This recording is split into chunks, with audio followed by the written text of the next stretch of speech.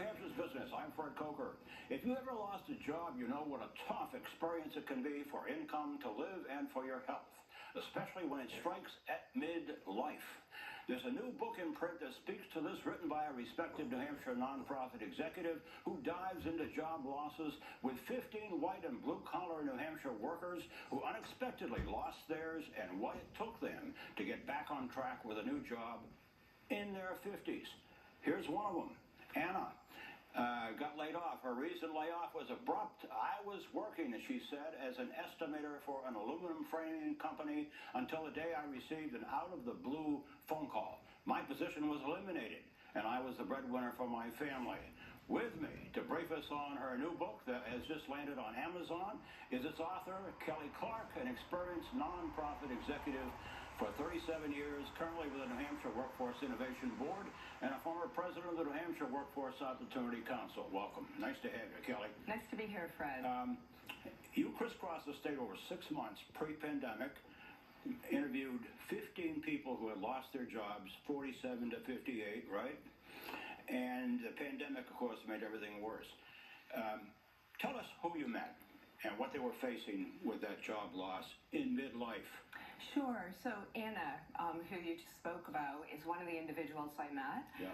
These individuals were long-term unemployed, faced with some pretty drastic circumstances. Yeah.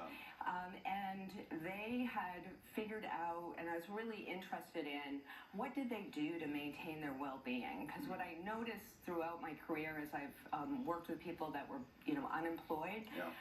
that a subset was able to maintain their well-being. So I was really curious about what they were doing.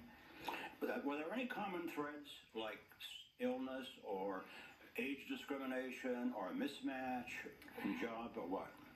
For most of these individuals, it was just they ended up laid off. They lost their job, and they had found a path from the standpoint of focusing on 5 key characteristics, and there was a common denominator amongst all of them that was really helping them get through some really difficult challenges. And let's go to those 5 characteristics, and let's put that graphic up on the here's a graphic from your book. It lists the practical actions that anyone, frankly, facing unemployment can use to get back to work.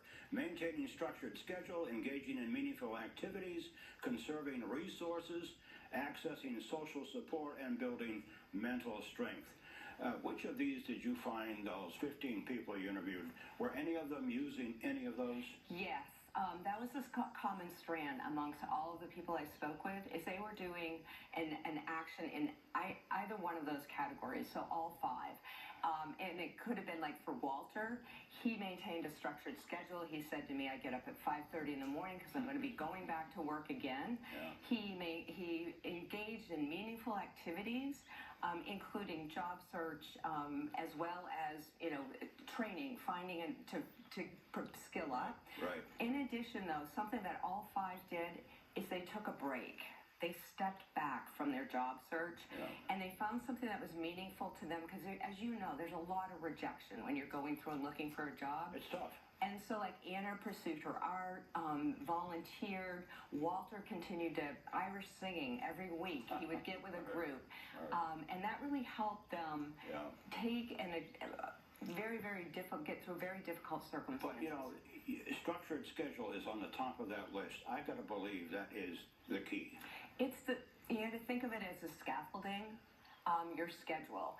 And so all of these individuals were very focused on maintaining that schedule as if they were going to be going back to work.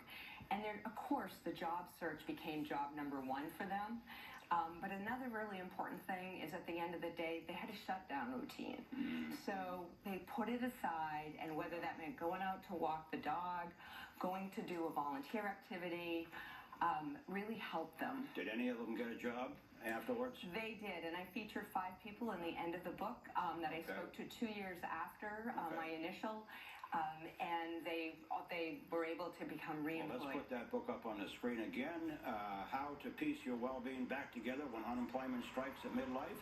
Author Kelly Clark, a nonprofit executive in New Hampshire and the Northeast for 37 years. Thanks for briefing us on the book, Kelly.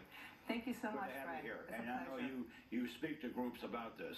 Yes, and I'm more than willing to anyone that's working with the Job Club to provide them a couple of free copies of the book. And we're out of time. So if you missed Kelly's comments, you can go to WMUR.com, where will it be posted all this week. Now, meteorologist